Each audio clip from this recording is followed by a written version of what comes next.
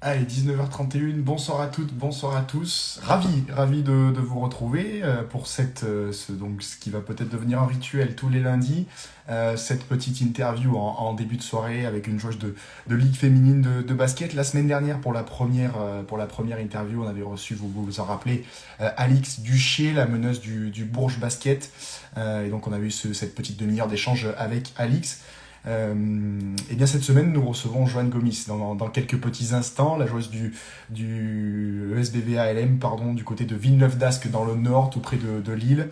Le SBVA qui actuellement dispute les phases finales de cette Ligue féminine de basket, qui est en demi-finale, qui affrontera demain pour le match 1 à domicile dans son Palacium, cette équipe de l'Asvel Lyon à 18h45 pour le match 1 de ces demi-finales. L'autre demi-finale opposera Bourges à Basketland demain à 20h45 pour le match 1 également. On va recevoir Johan dans quelques petits instants pour une petite vingtaine de minutes d'interview. N'hésitez pas dans les commentaires en ce lundi soir. J'espère que ça va tous très bien à la maison.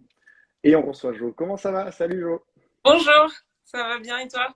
Ouais, super, super, super. Cette veille de match pour toi et l'équipe. Ouais. Comment tu te sens après cette qualification, cette belle qualification en quart de finale face à Angers? C'était en deux matchs aussi, c'était aussi important pour ne pas épuiser trop les corps. Oui, bah, écoute, je me sens bien, hein. C'est vrai que on a apprécié cette qualification. Après, ça a été vraiment difficile. On n'était vraiment pas à l'abri d'avoir un match d'appui à Villeneuve. Donc, on est content. On n'est pas passé loin de, voilà, mais on est content. Hmm. Ouais, à titre personnel, comment tu te sens avant cette fin de saison? On imagine évidemment c'est toujours excitant de jouer des phases finales, des playoffs avec une équipe comme ça. Vous êtes sur une belle dynamique à Villeneuve. C'est aussi ça doit être excitant à titre personnel de jouer ces matchs-là de phase finale au couteau quasiment hein, à chaque fois. Ouais, en fait, tu joues tout le championnat pour arriver à ces matchs-là. Donc, on est content d'y être. On savoure l'instant. On sait que il y a un gros rendez-vous qui arrive là, mais en tout cas pour le moment, on prend. C'est que du bonheur et voilà, tant mieux. Hmm. Il y a quelques jours, voire quasiment quelques semaines, tu as annoncé officiellement eh bien, la fin de ta carrière, aussi la fin de ton aventure à Villeneuve-d'Ascq après 9 saisons passées dans le Nord. Comment est-ce que ça s'est passé? Quelles retombées tu as eues?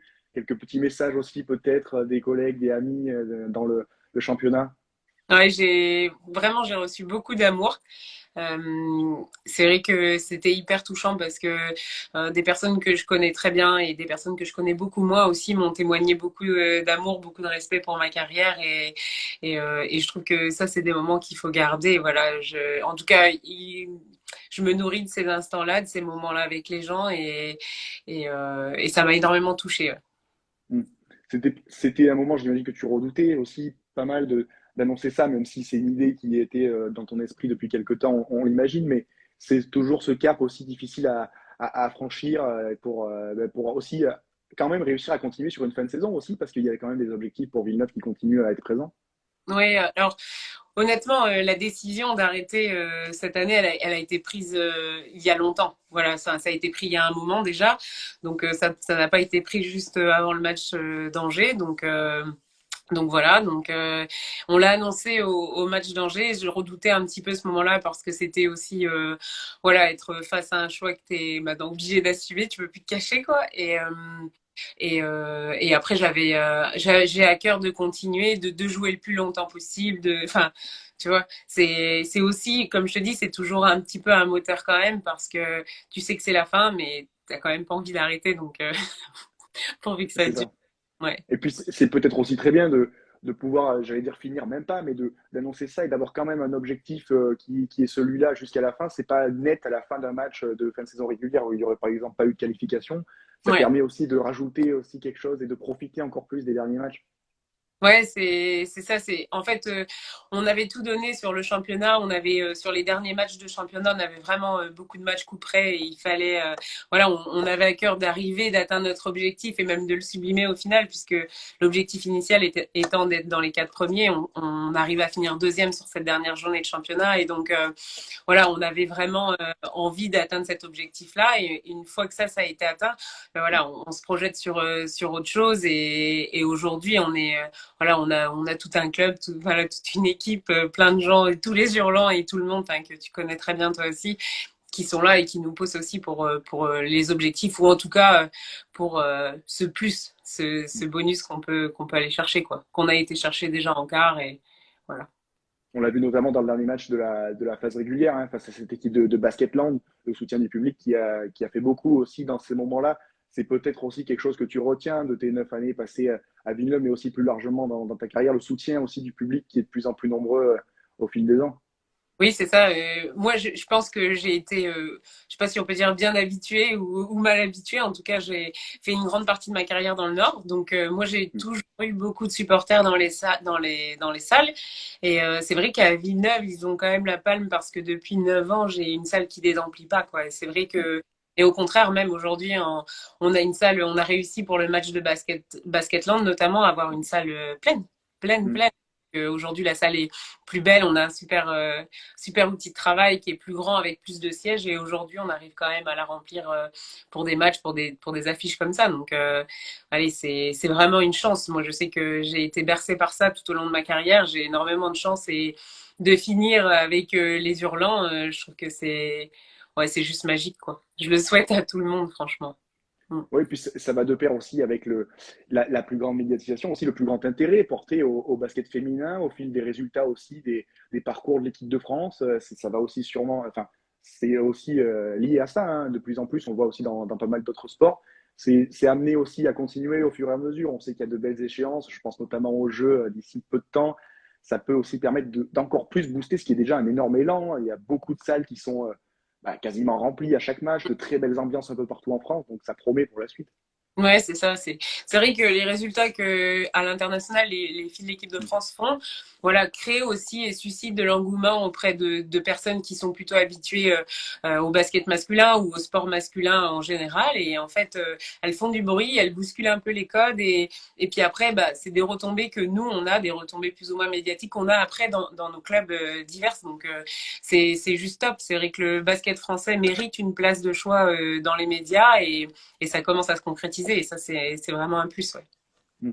Alice Duché nous disait la semaine dernière qu'elle regardait beaucoup l'Euroleague masculin. Toi, est-ce que en dehors, j'imagine, de la LFB et aussi de l'Eurocoupe, qui font aussi que pour regarder les adversaires, c'est important, est-ce que tu t'intéresses à d'autres championnats, d'autres compétitions dans le basket?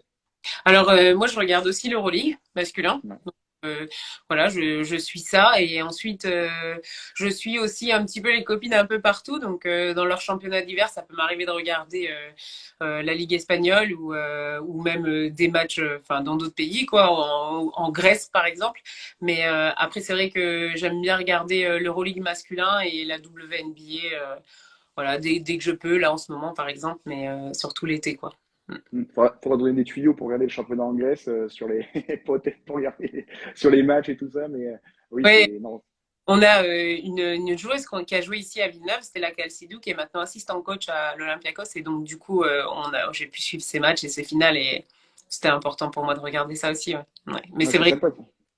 c'est vrai qu'en plus, l'Euroleague masculin a des matchs un peu tout le temps, un peu n'importe quand, quel jour de la semaine. Donc, on arrive à plus ou moins regarder les matchs, quoi. Je ne suis aucune équipe en particulier, si ce n'est nos Français, quoi. Et puis après, je regarde ce qui se passe, quoi. Mm. Demain, il y a un match important pour tes coéquipières et toi, le match 1 de cette demi-finale de play-off face à l'Asvel. La dernière confrontation, c'était aussi au Palacium. Il y avait une victoire de l'Asvel à la clé. C'est excitant aussi. On se dit qu'on est à deux, voire peut-être trois matchs d'une finale de championnat, mais c'est un gros morceau aussi, les Lyonnaises, avec leur effectif notamment, c'est un sacré obstacle pour vous. Oui, bah on est clairement outsider sur ce match.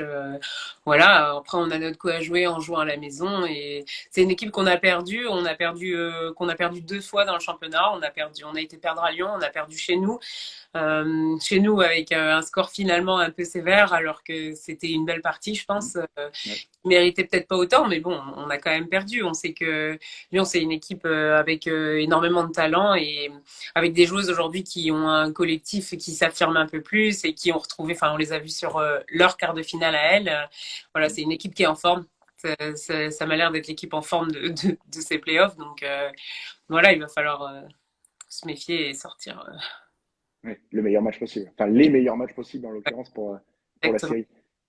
On s'appuie beaucoup sur les derniers matchs de championnat, même si c'est 2 défaites en l'occurrence, j'imagine, dans peut-être l'analyse tactique, ce qui a plus ou moins bien marché. Tu l'as dit, hein, sur le match à Villeneuve, au match retour, il y a eu de bonnes choses, notamment dans le troisième quart-temps. Il y a eu bien de l'espoir aussi, pas mal de réussite de votre côté. Ça a mal tourné, mais il y a aussi, j'imagine, des éléments tactiques aussi qui ont été retenus par l'ensemble du staff pour bien être réutilisés à partir de demain soir. Oui, alors après, sur des playoffs, même si c'est un nouveau championnat, on réinvente rien de Mm. spécial. On s'est appuyé sur les matchs qu'on a joués contre l'Asvel. Après, nous, on a joué une équipe différente aussi à l'Asvel. On n'a pas joué contre Mm. Alexander, par exemple, qui aujourd'hui est une pièce maîtresse de leur effectif. Donc, voilà, on s'est appuyé aussi sur les derniers matchs qu'elles ont fait et sur ce qu'on sait des joueuses, quoi, en prenant chacune des joueuses intrinsèquement leur talent et voilà, essayer de pouvoir contrer ça du mieux possible. Mm. Ouais. Demain, c'est jour de match. Est-ce que tu as des rituels? Parce qu'à force, évidemment, une carrière, c'est long. Il y a peut-être des petites habitudes, des petites choses qui reviennent régulièrement, des porte-bonheur sur des choses qui ont marché. Est-ce que tu as un rituel d'avant-match, quelque chose à nous partager? Alors moi, je suis catastrophique parce que j'ai 1 million de rituels, j'en ai tellement incroyables. Mais oui, je sais pas, par exemple, je mange presque tout le temps la même chose. Même en déplacement? En déplacement, non, du coup, mais Ah à la ouais. je fais ma sieste tout le temps, même s'il n'y a pas beaucoup de temps, je vais quand même la faire, voilà, et dormir le même nombre de temps. Et puis, il faut que, à 1 heure avant de partir, il faut que je sois dans la douche et voilà, enfin bref, plein de trucs. Vraiment, vraiment beaucoup trop. En fait, les rituels, je trouve que ça te permet d'être, tu vois, d'être un peu en confiance. Tu Mm. sais, tu peux pas savoir comment le match va se passer, ni même ta prestation individuelle, mais au moins, voilà, tu pars avec tes clés. Tu as toutes les clés et puis après, on verra bien. Tu sais. Et donc, moi, ça me rassure. Donc, c'est vrai que je suis pleine de rituels, même dans mon short, mes chaussures, mes chaussettes. Enfin, bref. Ouais, ce que dit Adrien aussi, ce rituel, c'est, je crois, à la fin du premier échauffement ou à la fin du second avec Caroline. C'est quoi, ce petit mano à mano au niveau des shoots avant de rentrer au vestiaire? Ouais, en fait, en fait, à la base, je pense. Donc moi, j'ai toujours, une fois qu'on doit aller dans les vestiaires, j'ai toujours shooté le dernier tir. Et en fait, je pense que Caro aussi à la roche. Et donc, quand on est arrivé sur les premiers matchs, moi j'attendais qu'elle finisse, elle attendait que je finisse. Donc, allez, on a trouvé un truc qui nous convenait à toutes les deux, où on peut le faire ensemble du coup. Ouais, enfin, on est beaucoup comme ça. On est plusieurs à avoir des petits trucs, des petits rituels ou des petites choses comme ça qui nous font du bien en tout cas. Et ensuite, Caro, elle a essayé de m'apprendre à danser. Et je suis oui, mais bon, maintenant, je me suis approprié le mouvement, donc voilà, c'est notre truc et c'est mon truc avec Caro et ça aussi j'aime bien. Mm. Mais c'est ce que tu disais il y a quelques temps de cela. C'est vrai que cette équipe pleine de jeunes joueuses aussi, ça te permet de continuer à avoir l'envie et la niaque de venir aussi tous les matins s'entraîner. C'est aussi important hein, quand on arrive sur la fin, comme c'est ton cas, fin de carrière. Ouais. Oui, c'est ça, parce que dans mon équipe, j'ai des filles qui ont faim de basket, qui ont faim de ces moments-là, qui ont envie de les jouer, qui ont envie d'être là. Tout le monde, hein, bien sûr, mais c'est vrai que pour la plupart, c'est peut-être leur première fois ouais, ou voilà, c'est la première fois qu'elles jouent cette compétition-là à ce moment-là. Et donc, voilà, les filles ont faim, elles ont envie, elles se donnent à fond et on peut pas être sur les côtés, les regarder sous prétexte qu'on est vieilles, quoi, tu vois. Mais un peu au diapason, t'essayes avec elle, tu te pousses, elle te pousse et bon, je l'ai déjà dit, hein, mais c'est vrai que moi, les filles de mon équipe cette année, elles m'ont beaucoup portée et voilà, je puise mon énergie avec elle, à travers elle et pour elle, clairement. Mm. Mm. Ouais, vous tirez vers le haut mutuellement, en fait, chacun Ouais, avec ses qualités et ses atouts. Ouais. c'est ça, ouais. Mm. C'est le fondement même d'une équipe et on est un groupe d'individus qui finalement intrinsèquement s'assemblent bien. Ouais. Ouais. Mm. Qu'est-ce que tu retiens comme, j'allais dire, plus beau souvenir ou souvenir plus marquant de tes 9 années? Si c'est pas fini, peut-être que ce sera cette année, on ne sait pas, hein, on ne sait jamais. Mais s'il y a, je sais pas, un match, une ambiance, un déplacement, quelque chose qui te reste particulièrement à l'esprit, même si c'est difficile évidemment, hein, mais est-ce qu'il y a peut-être un moment que tu retiens en particulier? Il y en a pas qu'un. Mais c'est vrai que, tu vois, je faisais le bilan la semaine dernière, justement, de mes 9 saisons à Villeneuve. Et bizarre, hein, que je suis incapable de me souvenir en détail des moments difficiles. J'ai en tête que les bons souvenirs, en fait. J'ai oublié toutes les périodes qui ont été difficiles, alors que moi, j'ai pas gagné 9 titres à Villeneuve, tu vois, j'ai pas gagné un titre par saison. Donc, il y a eu des moments plus compliqués, ouais, des pannes dans l'évolution de Villeneuve et tout, mais en soi, je retiens que le positif. Donc, sortir un seul événement, c'est compliqué, mais tu vois, je sais pas, du coup, j'ai beaucoup en tête cette saison-là, en enlevant les titres, évidemment, puisque bon, la finale de 2017 à la maison, c'était magique. Je repense encore à la Coupe d'Europe enfin, même à Charleroi, c'était magique. À la maison aussi, mais à Charleroi, c'était magique. Enfin, même avant ça, la demi-finale de Coupe d'Europe à la maison contre les Russes, ça, c'était incroyable. Incroyable. Ils avaient ramené des sièges en plus dans la salle pour qu'on puisse faire rentrer tout le monde. Il y avait des écrans sur le côté. C'était incroyable l'ambiance et l'effervescence et la ferveur de nos supporters. C'était juste magique. J'ai vécu tellement de moments magiques comme cela. Comme, je sais pas moi, le match contre Charleville il y a de ça un mois par exemple. C'est des moments ouais, des moments de bonheur, des moments de joie, de communion avec le public et puis bah finalement c'est les moments où on partage tous la même émotion au même moment et ça c'est les moments qu'on garde. C'est ce qu'on garde, c'est ce dont je vais me souvenir en partant de Villeneuve. Parce que sur le coup, en fait, c'est vrai, les matchs qui s'enchaînent quasiment sur les 3 jours, c'est difficile de prendre du recul sur les choses et de se dire, ouais, ce moment-là, il va rester. Mais c'est aussi important parce que j'imagine que vous jouez, les joueuses aussi, pour ces événements-là, ces ambiances, ces matchs, ces renversements de situation, ces émotions, tout simplement. Hein. Mm. Et essayer de, voilà, dans le feu de l'action aussi, c'est difficile peut-être d'avoir un petit peu de recul, mais après coup, on se rend compte aussi des choses qu'on a vécues et c'est toujours super de se remémorer ça. Bien sûr. En fait, tu t'emmagasines plein de choses, plein d'événements, plein de moments, plein de sourires, plein de visages. Et c'est après, une fois que tout s'arrête, que tu fais le bilan et que tu te repenches un peu sur ce qui s'est passé. Et c'est là que tu dis, ah ouais, d'accord, ça c'était vraiment un moment magique. Ou ça c'était vraiment voilà, quelque chose que j'oublierai jamais. Mais moi, en 9 ans à Villeneuve, honnêtement, il y a vraiment trop de moments. J'ai été dans ce club-là pendant 4, 5 ans avec mes meilleurs amis. Et déjà, ça dans la carrière d'une sportive, c'est déjà rare. Mais j'ai joué longtemps avec mes meilleurs amis, donc j'ai vécu et avec mes meilleurs amis, j'ai gagné les plus beaux titres de ma carrière. J'ai vécu des trucs incroyables. J'ai de la chance. Oui, non, mais c'est bien déjà de s'en rendre compte. On vient de voir Alexia Chartereau dans le chat qui se manifeste avec un Allez Lasvel. Évidemment, on a parlé du match tout à l'heure entre bien, Villeneuve et Lasvel. Elles sont, Petit- à mon avis, elles s'ennuient un peu, tu vois. Et donc, voilà, elles nous mettent des petits commentaires. Mais on ne se laisse Pourtant, pas intimider, on ne se laissera pas non, intimider. non, non. Mais la team de l'ESVA, je suis sûr qu'elle sera là dans les commentaires. Pourtant, il fait beau hein, du côté de Villeneuve d'Ascq cet après-midi. L'occasion peut-être d'aller se balader. Je ne sais pas si elles sont déjà arrivées, les joueuses de l'Asvel. Autant en profiter, hein, il fait grand soleil sur le nord.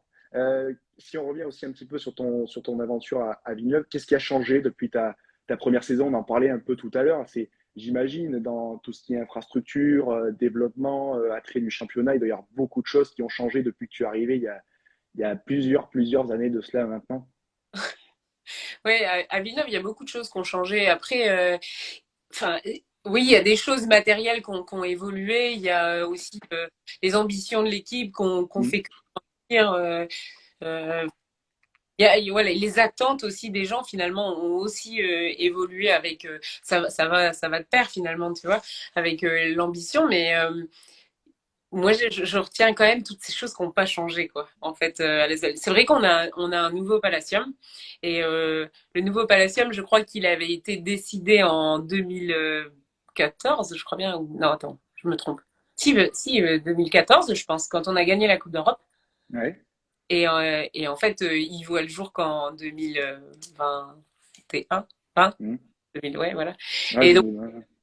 ce nouveau Palacium, on l'attendait depuis longtemps et on le rêvait aussi parce qu'à ce moment-là, on avait une ferveur incroyable dans la salle et que voilà qu'il fallait un autre outil de travail. Et puis en fait, le Covid étant passé par là, tu te demandes quand même si un jour tu vas le remplir, quoi. Mm. et en fait, tu le remplis. La saison qui suit, il est plein et ouais, il y a des choses qui ont changé. On a eu, je pense que l'équipe de Villeneuve, en s'inscrivant comme sans vouloir faire offense à personne, mais comme la première équipe féminine finalement de la métropole un petit peu, voilà, on a eu aussi une petite notoriété supplémentaire. On a été beaucoup plus accompagnés par tout le monde, quoi, par les Mm. gens, par les habitants, par les institutionnels, par tout le monde. Et je pense que ça aussi, on le ressent aujourd'hui dans l'engagement qu'a le club dans la ville, quoi. Voilà. Mm. Oui, tu es bien placé pour le parler aussi, pour en parler, parce que tu as des activités aussi en dehors du basket qui font que tu es investi aussi dans le milieu sportif en général dans la métropole. Ouais, ouais, exactement. À Lille aussi, mais ouais. Oui, oui, allez, oui, bien sûr, bien sûr. Comment tu juges l'évolution de ton jeu? Sur quel point tu penses avoir pris, pardon, excuse-moi, sur quel point tu penses avoir pris le plus j'allais dire peut-être pas en maturité, mais oui, en évolution sur des aspects peut-être techniques, tactiques, depuis que tu es arrivé à Villeneuve? Alors, je pense que j'ai un peu progressé au niveau du tir, peut-être. Voilà, c'est peut-être un aspect que j'ai progressé, en tout cas, que j'ai vu évoluer. Ou alors, c'est peut-être parce que je vieillis et que du coup, je drague, je sais pas. Mais voilà. Et puis après, euh, je sais pas. Je pense que j'ai toujours été un peu une joueuse, tu vois, un petit peu comme ça, tu vois, genre, je peux driver, mais je suis pas une driveuse, je peux shooter, mais je suis pas une shooteuse, je peux défendre, mais je suis pas un défenseur. Et en fait, de ce qui pourrait ressembler un petit peu à peut-être des défauts ou de l'incapacité, tu vois, j'ai réussi à en faire une force ici à Villeneuve, on m'a laissé le temps d'en faire une force. Et donc, aujourd'hui, je suis plus ou moins la même joueuse que quand je suis arrivée, mais avec plus d'expérience. Et je pense que voilà, c'est ce qui permet de gommer un petit peu les erreurs de jeunesse que je pouvais faire avant et voilà. Et puis maintenant, faire seulement des erreurs de vieillesse du coup, C'est pas on mal veut. ça, les erreurs de vieillesse. C'est pas mal, je la note. Elle est bien, elle est bien. Est-ce que tu penses qu'il sera encore possible à l'avenir, on voit les transferts qui s'enchaînent, qui se multiplient évidemment avec oui, les contrats qui se réduisent, on a l'impression de plus en plus. Est-ce que un parcours comme le tien, c'est-à-dire passer presque 10 saisons dans un même club, est-ce que tu penses que ça sera encore possible dans les saisons à venir? Parce que c'est quand même une fidélité de plus en plus rare, même dans l'ensemble des sports, hein. On le voit, ça va de plus en plus vite au niveau des transferts. C'est vrai que c'est quelque chose qui va peut-être se raréfier au fil des saisons.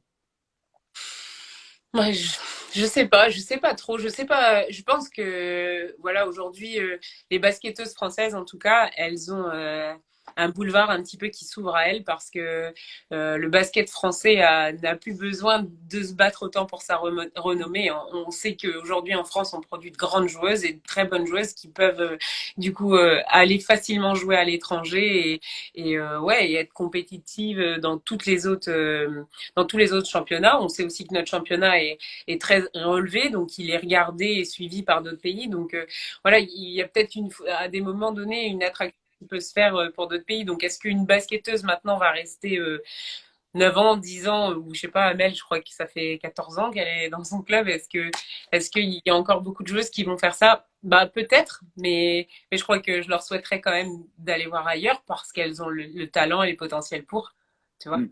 Je Ouais. pense que je sais pas si elle le ferait encore, mais voilà, je pense que nous, nos joueuses maintenant, elles sont voilà, les joueuses qui arrivent, cette génération qui est brillante, elle a plutôt intérêt peut-être à aller à voir ailleurs. Tu vois. Mm. Ouais, c'est sûr. Bah Mm. justement, juste, je te libère après ça. C'est jamais quelque chose qui t'a tenté, l'étranger, découvrir une autre division, un autre pays, complètement une autre culture? Bah, ça m'a tenté avant et puis bah, je voulais terminer mes études puisque j'allais encore à l'école et tout, donc je voulais vraiment finir mes études et une fois que j'ai eu fini et donc à ce moment-là peut-être que j'aurais pu y aller, donc c'était vraiment un choix une décision que j'ai dû prendre, un choix que j'ai dû faire.